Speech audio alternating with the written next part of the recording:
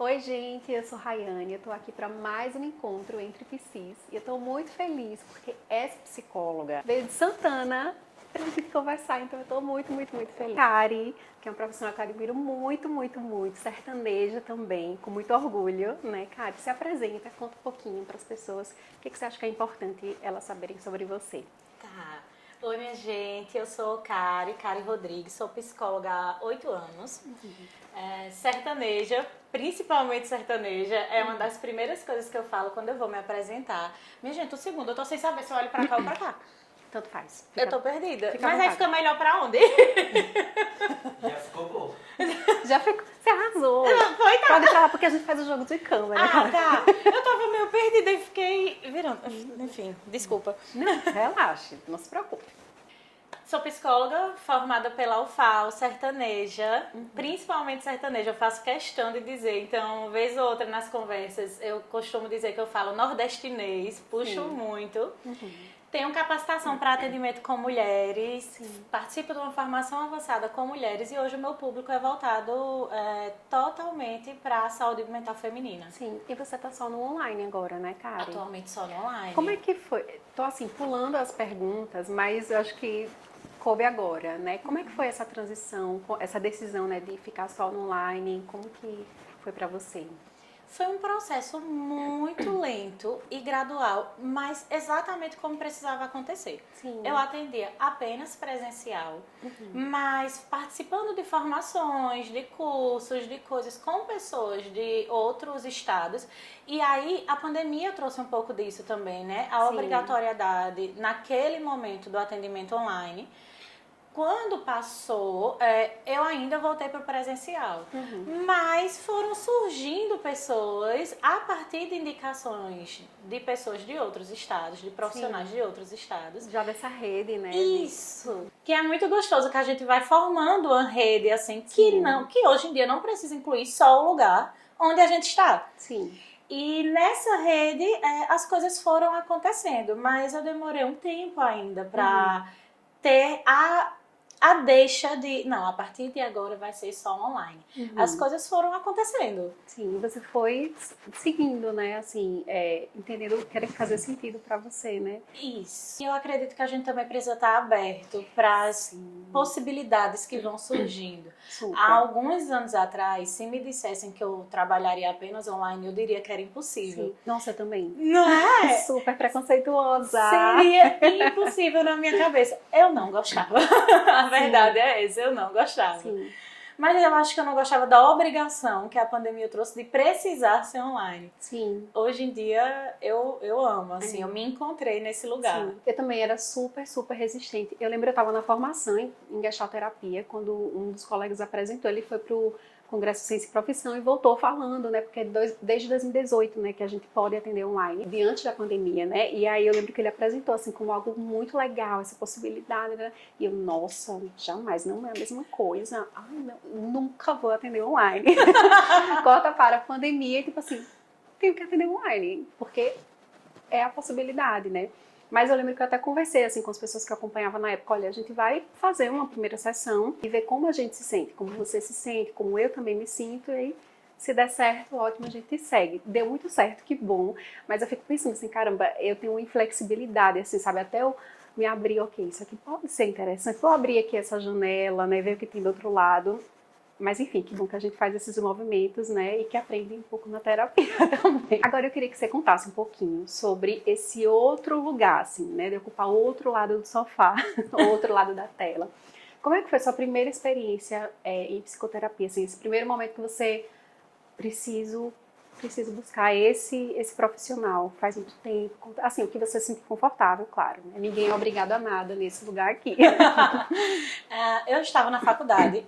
E, pelo menos para mim, a graduação em psicologia trouxe essa sensação de que eu precisava passar por esse momento da terapia. E isso também com várias coisas que foram acontecendo, questões pessoais, enfim. Mas eu sinto que sim, grande parte veio da graduação. Entendendo aquilo tudo e a importância, eu pensava, eu acho que eu tô precisando disso aqui. Eu acho que eu preciso ter um olhar mais cuidadoso para mim mesma nesse sentido da saúde mental mesmo. E a busca foi é estranho, assim, você procurar a primeira psicóloga que vai lhe acompanhar, porque eu não sabia muito pra onde ir, né? Acho que é um movimento natural. Então eu fui procurando indicações. Sim, não tinha Instagram profissional nessa época, Não né? tinha essa grande vitrine que parece que é obrigatório hoje em dia, apesar de não ser. Sim. Não tinha. Então a gente procurava profissionais por indicação mesmo. Sim, pessoas que a gente confiava e que, né? E que é maravilhoso.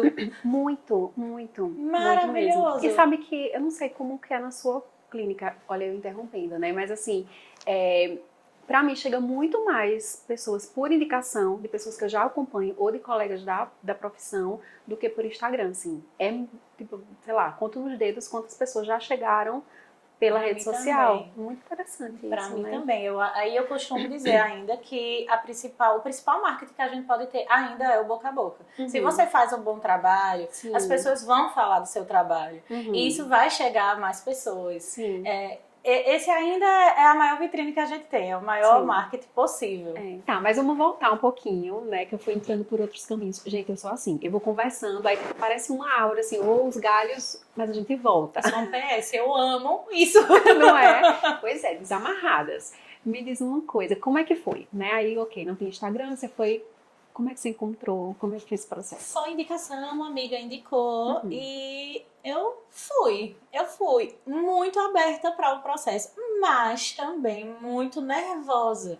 Sim. E aí eu gosto de falar disso para as pessoas entenderem que esse sentimento de nervoso numa primeira sessão, num primeiro contato, é natural. Sim. Não é? Para quem nunca fez psicoterapia, para quem não conhece, é realmente algo muito novo. E tudo que é novo dá um friozinho na barriga, dá um nervosinho. Sim. Ainda mais Então, considerando que a gente vai para esse lugar para falar sobre coisas que não são tão confortáveis assim, né? Muitas vezes são muito difíceis, então... E são muito íntimas e a gente não conhece a outra pessoa. Sim. Porque o vínculo é estabelecido...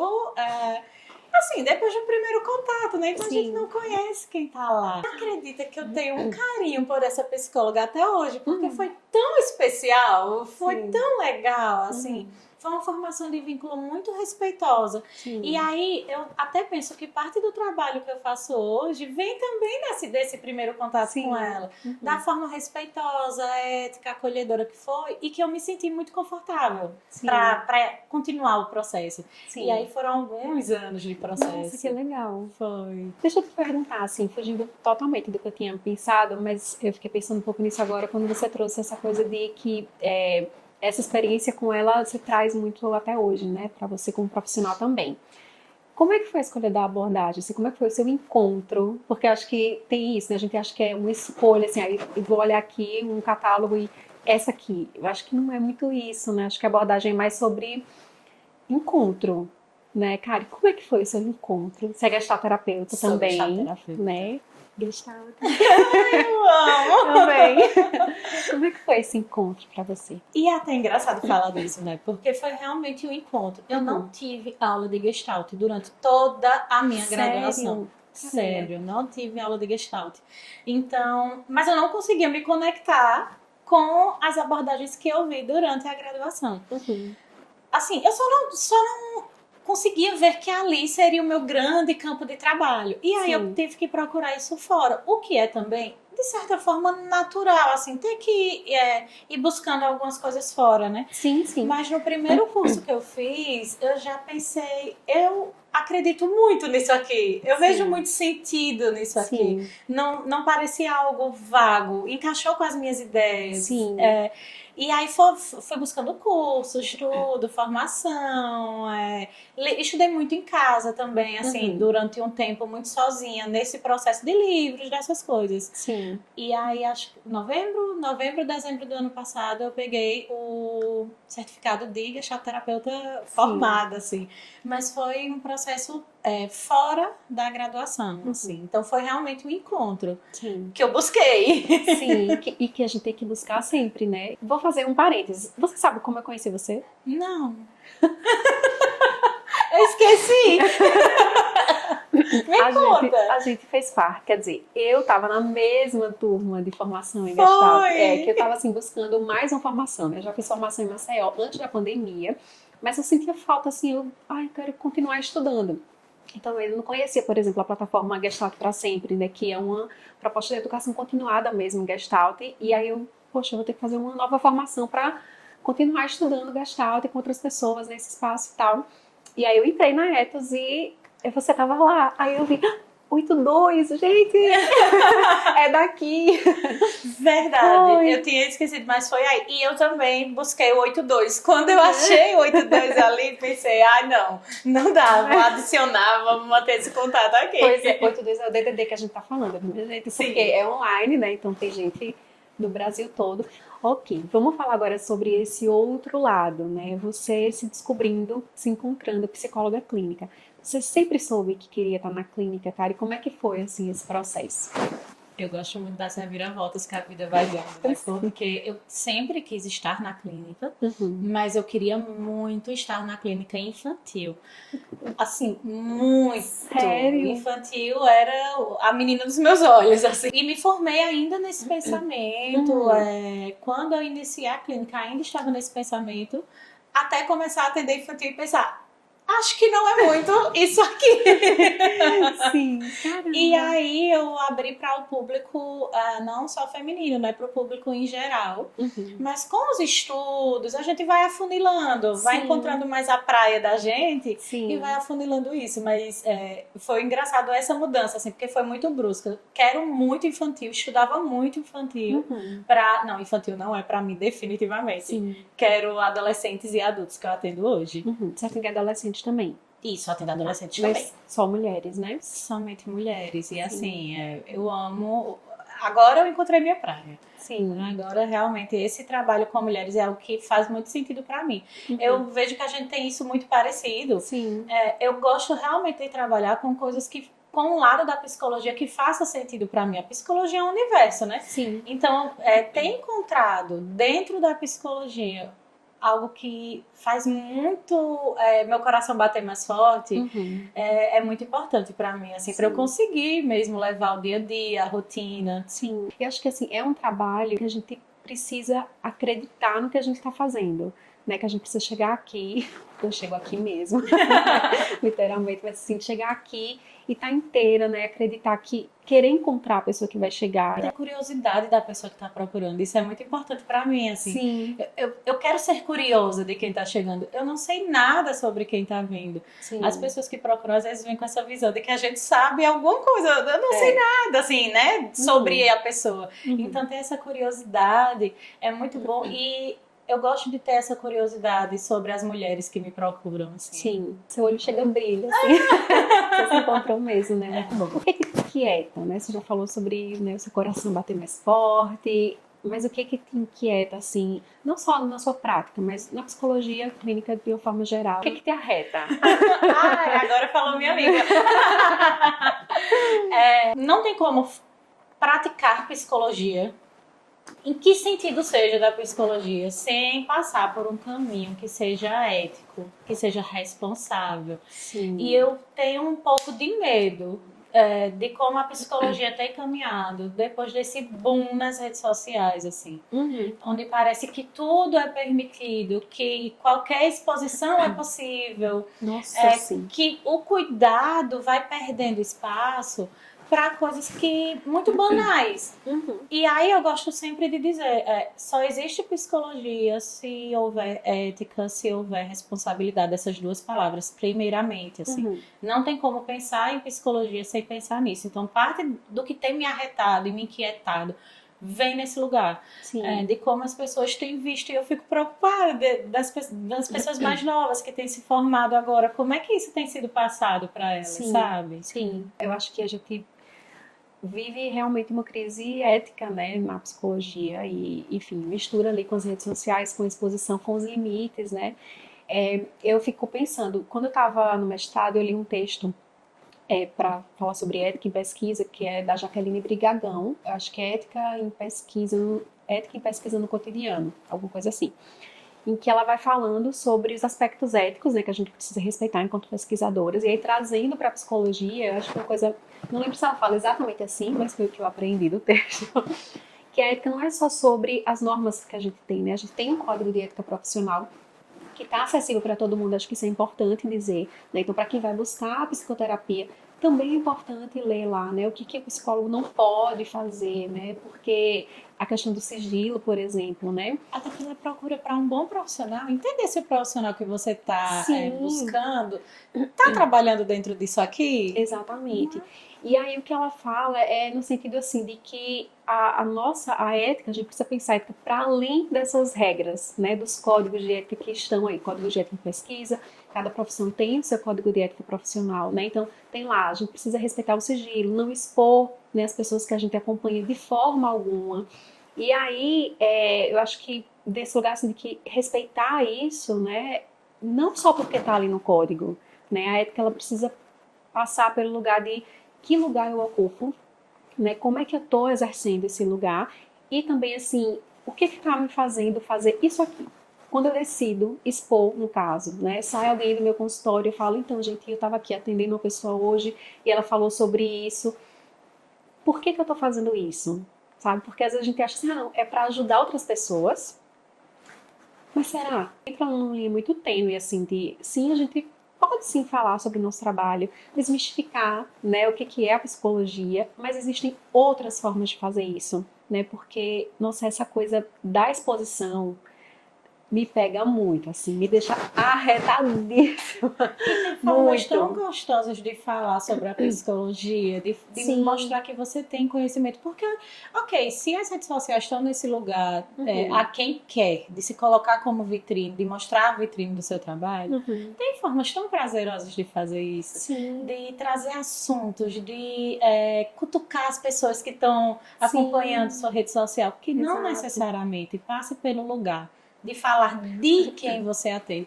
Isso. Ainda que não se cite nomes, ou Sim. enfim. Mas também de expor foto, de expor tantas coisas que envolva outra pessoa. Sim, exato. Porque ainda que você não cite o nome, se essa pessoa que acompanha, ela vai saber que foi. Então imagina assim, a sensação de caramba, isso é algo tão sensível para mim, né? Eu vou lá porque é o espaço em que eu tenho, em que eu posso ser vulnerável e no final das contas talvez eu não possa. Isso me pega demais, assim. Inclusive quando eu já fiz processos com diferentes profissionais e eu sempre vou ver assim, peraí, como é que essa pessoa ocupa esse espaço aqui? Porque eu não quero ser exposta, né? A questão até de uma vulnerabilidade, né? Uhum. Nós tratamos, estamos em trato com pessoas muito vulneráveis, Uhum. né? Então, pensando nisso, até uma questão de os cuidados que essa pessoa vai ter sempre que vier até mim, porque pode ser que isso seja exposto na rede. Uhum. Ou então, querer sempre trazer algo muito interessante para que minha psicóloga queira colocar nas redes sociais. Sim. Sabe? Porque a Sim. gente está lidando com pessoas vulneráveis. Sim. Somos todos em pontos da nossa vida, né? Exato. Mas que essa vulnerabilidade do outro não seja usada para meu engrandecimento. Sim, exatamente. Você falou isso, né, da pessoa, eu quero falar uma coisa muito legal para mim, psicóloga e tal. E eu lembrei, um dia desse eu vi em algum lugar, alguma coisa assim, imagina, né, se o meu paciente me marca, não tem nada demais eu repostar, porque ele vai ficar feliz. Eu fiquei pensando, gente, mas é o papel do psicólogo fazer o paciente feliz, né? E aí eu acho que a gente volta assim 1000 casos para falar qual é o nosso papel, o que a gente está fazendo aqui. O vínculo terapêutico que está formado, ele Sim. não vai sobreviver a uma não repostagem? Exatamente. Que vínculo é esse que está formado ali, onde você não pode agradecer Sim. e explicar? Até explicar, não tem problema Sim. explicar. Olha, de acordo com a minha ética de trabalho, eu Sim. não posso lhe expor. Mas muito obrigada. Sim. Ou seja lá o que possa vir depois dessa explicação. Exato. Mas Senão a nesse gente entra caminho, nesse lugar, assim, e é uma coisa, é um buraco que vai cada vez mais fundo, né? Porque aí você fica refém, né? Assim, de, eita, se eu não postar, se eu não agradecer aqui essa lembrancinha que eu ganhei, eu acho que a pessoa... E aí eu acho a importância também de tanto da nossa terapia pessoal, como também das supervisões. Até Sim. para que a gente trabalhe a nossa necessidade, o nosso ego, porque sentimos Sim. enquanto profissionais, Sim. o nosso ego querendo ser alimentado ali, Sim, né? sim. Da boa profissional, da Sim. profissional que dá conta. Sim, desse reconhecimento. que é bom, né? O reconhecimento é bom, mas... Então ocupar esses espaços até para trabalhar esses monstrinhos dentro da gente e conseguir segurá-los, né? Para que a gente não precise ir por caminhos que podem não ser tão legais assim. Sim. Como é que você tem pensado, ocupado as redes sociais? O que você deseja? O que você não deseja mais? Como é que tem sido esse lugar, assim? Eu não desejo mais a obrigação, sei lá, da quantidade de postagens, do que eu vou falar. Para mim, muito particularmente, não funciona mais. Então, as redes sociais têm caminhado na minha vida num percurso de muito respeito. Não sei se estou triste, respeito esse momento, não quero agora lidar com isso. Em outro momento eu vou achar algo legal para falar lá, para tratar, assim. Mas saindo desse ponto da obrigação. Não quero ser obrigada a estar lá, não quero ser obrigada a falar sobre coisas, mas isso vem num percurso de uma maturidade que eu venho criando com isso, porque o mundo todo vem dizendo que existe uma obrigação. Sim. É muito fácil cair nisso, é muito fácil até, de certa forma, adoecer por causa disso, assim. Sim. Então, eu tenho buscado os meus caminhos na rede, primeiro tentando falar coisas, levar até lá coisas que eu conheço. E eu digo isso porque a gente também parece que tem que conhecer de tudo o tempo todo, dá pitaco ter uma opinião sobre tudo, né? Não, vamos fazer a Glória Pires, com certeza. Com certeza. Então, você tem que falar de Big Brother até, sei lá, até a guerra que está acontecendo na Ucrânia, sabe? Tem que entender de tudo. Não entendo.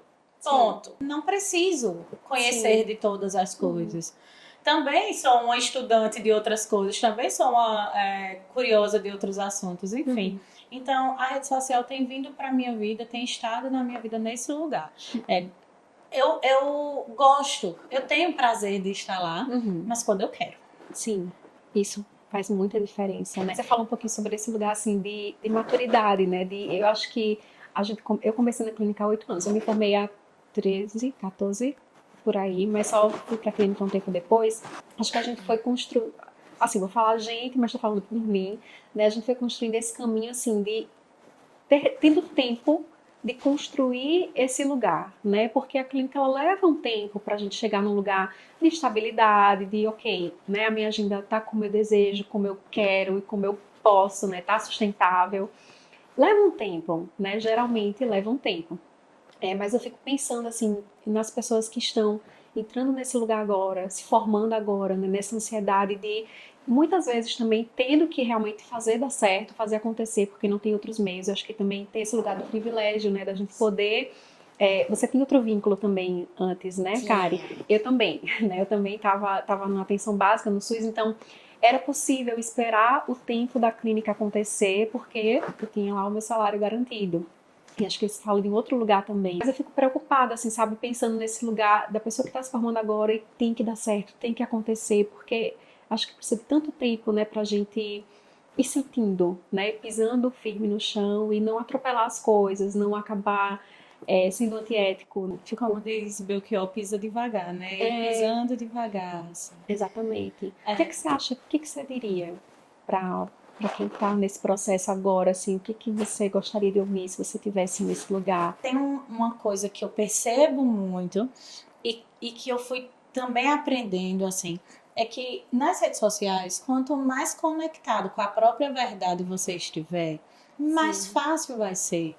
Enquanto estiver na busca incessante de seguir normas, regras, padrões de outras pessoas que estão lá, ou do que dizem que tem que ser, isso vai ser sempre muito sofrido. E eu trago isso porque eu demorei para entender que tem pessoas, praticamente todo mundo está nas redes hoje. Então, tem quem vai se conectar com o que você está levando, da forma que você está levando. E não são poucas pessoas. Não são poucas pessoas, porque quando você transmite uma verdade, quando você está por dentro do que você está falando, mas sem querer o lugar do agradar por agradar, mas falando porque quero falar sobre isso, porque me dá desejo de falar sobre isso, Sim. as pessoas vão se conectar com isso. Uhum. Talvez até mais rápido e mais forte, forma uma rede mais firme Sim. do que quando não passa por esse lugar. Eu amaria ter ouvido isso antes e ter acreditado nisso antes, porque Sim. demorei um tempo para entender. E eu acho que é muito importante que quem está chegando agora entenda isso também. Sim, sim. Nossa, isso é muito importante. E faz muito sentido para mim também, assim. O momento em que as redes sociais foram mais falta na minha terapia foi justamente o momento em que eu estava tentando entender, fazendo tipo aquele cronograma da Bianca Andrade, Sim. né, gente? Quem é cronicamente online sabe todos esses memes. Mas assim, tentando fazer isso, né? O que eu preciso falar, o que é importante. E aí, nesse mês, a gente comemora a campanha mundial de amamentação. Então, vamos falar sobre amamentação. Mas eu não estava com vontade de falar sobre amamentação, eu queria falar sobre outra coisa. Então, eu demorei muito tempo ainda, sabe, para conseguir entender, assim, o que é que eu acho que o outro quer ouvir e o que é que eu desejo falar. E ver Sabe, como esse é uma lugar. fonte de sofrimento inesgotável, assim, Uhum. porque esse processo de tentar adivinhar o que o outro quer ouvir, Sim. o outro quem? Porque são milhões de outros. Exato. Então é muito difícil estar tão conectado com o que o outro quer ouvir. Quem é esse outro? Sim. Porque tem tanta gente querendo ouvir tanta coisa. Sim. Não tem como dar conta disso. Exato. E assim, querer suprir o desejo de um outro imaginário Exato. é bem tão neurótico, sofrido. né? É bem neurótico. Pois é, a minha terapeuta também disse isso. E é tão sofrido. É Sim, muito sofrido. muito sofrido. E você se apaixona ainda mais de você mesma, né? Então, Porque ao invés de estar olhando pra mim, né? o que é que você quer falar? Uhum. Né? O que é que eu quero falar? E a É. partir disso, sim, as pessoas vão chegando e vão ficando se Sim. fizerem sentido para elas também. Sim, exato, que elas podem ir, né? Pois Sim. Nesses 8 anos, assim, o que teve algum momento assim que você, nossa, isso aqui valeu tudo. Teve algum momento que você sentiu isso? Muitos momentos, né? Eu imagino, mas sabe assim, o que vem primeiro pra você de valeu a pena, sabe? Vale a pena estar aqui. Tem umas. Não é tão sempre. Porque tem os dias ruins também, mas eu tenho tentado encontrar na prática do dia a dia, numa rotina, mais desses momentos, assim, e que eu penso, nossa, valeu, porque a gente lida diariamente, semanalmente, com tantas situações que por vezes muito sofridas, mas também de tanta superação, de tanta força. Então, Sim. eu tenho tentado encontrar esses momentos que antes eu achava que tinha que ser uma coisa muito Sim. muito extraordinária. Sim, E aí eu tô pra tentando ser encontrar no extraordinário, ordinário. E tem dias de trabalho que eu termino e penso, que dia bom! Como Sim. vale a pena fazer isso aqui? Como é gostoso ocupar Sim. esse espaço. Uhum. Então eu tenho tentado fazer isso comigo. Sim. De encontrar um pouquinho mais, porque a gente também lida com coisas boas. As pessoas pensam que a gente só lida com muito sofrimento. Que é só tragédia, né? Não. E aí, nessas coisas boas que acontecem, eu tenho Sim. tentado que legal. encontrar esse esse super. Nossa, muito bom, né? Eu fico pensando, assim, tem uma coisa que me deixa muito, muito assim, com essa sensação de, nossa, é isso, assim, na clínica. Que é aquele momento em que, assim, ao longo do processo, né, às vezes muitas sessões pra frente, às vezes na segunda, mas de que você percebe que a pessoa, ela relaxou, assim, você percebe que é isso, assim, ela deu aquele suspiro, assim, de que falei, sabe? Nossa, isso me emociona muito, porque acho que é isso, poder falar, né? Nossa, é incrível, né? Assim, sentir que você pode falar sobre aquilo que dói e que é seguro.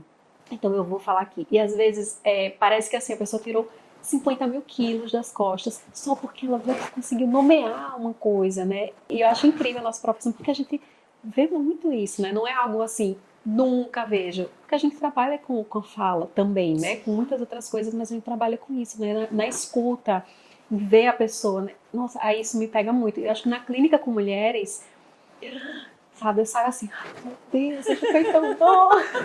Porque acho que tem muito isso, né? Assim, do silêncio das mulheres, né? Desse silenciamento que é imposto, né? Porque silêncio é diferente de ser silenciado, né? Então, esse silenciamento imposto é quando esse silenciamento é rompido, é isso, tá? É isso faz sentido, muito sentido, sabe? Eu acho muito. Eu trabalho com mulheres em situação de violência. Uhum. Então, sempre que acontece delas conseguirem sair desse percurso, é esse respiro assim também de... Sim. Temos um caminho de trabalho ainda, mas poxa, que legal isso aqui. E como a gente respira assim também quando acontece isso, né? Porque agora podemos todas respirar, né? Sim. Nossa, realmente a clínica com mulheres é uma coisa incrível, né? É uma fonte de brilho nos olhos frequentes, assim, também de muitos receios, de muito aperto no coração, mas quando o brilho no olho vem, quando esse respiro vem, assim, que o ombro chega a dar uma solta, Exato. é muito gostoso. É muito bom, muito. Né? Eu também fico emocionada. Né? E esse vai ser o assunto do nosso próximo vídeo. Mas pra gente encerrar esse Entre Psis, né? Se você quiser falar mais alguma coisa, fique à vontade. Mas eu pensei da gente compartilhar nossas dicas. Tem um livro que eu gosto muito, que não é necessariamente teórico da psicologia, que é O Feminismo é para Todo Mundo, da Bell Hooks. E eu acho que ele é uma introdução tão gostosa para essas discussões de gênero, assim, porque a Bell Hooks, ela tem um jeito mais doce de falar coisas difíceis. E aí eu gosto desse livro por causa disso. Assim, para quem está iniciando a clínica, para quem já está na clínica, para quem também quer entender melhor do próprio processo dentro da terapia, eu acabo indicando livros que não sejam tão teóricos da psicologia, porque eu acho que acaba abarcando mais pessoas. Esse livro é um livro que tem meu coração para um início de discussão de gênero. A gente não pode ficar só na psicologia, porque é aquela frase clássica, quem só sabe de psicologia, nem de psicologia sabe. Exatamente. Né? Minha dica é esse livro. Eu gosto demais desse livro, Esperança Feminista, da professora Débora Diniz, da Ivone Gebara. Elas trazem, tipo um verbiário, eu acho que é esse nome, e elas vão trazendo vários verbos, né? Ouvir, imaginar, falar, recriar, reparar, compartilhar, perguntar, e elas vão escrevendo sobre feminismo a partir desses verbos, assim. Cada capítulo, né? Cada verbo, a Débora escreve um pouco, a Ivone escreve. Assim, me toca demais esse livro, eu acho que a gente trabalha com todos esses verbos também na clínica, né? Então vale muitíssimo a pena esse livro, eu gosto demais. Vou pegar a dica pra mim. Karen, muito obrigada por ter topado, por ter vindo. Estou muito feliz mesmo. Finalmente a gente fez esse encontro, bateu esse papo. Tô tão feliz.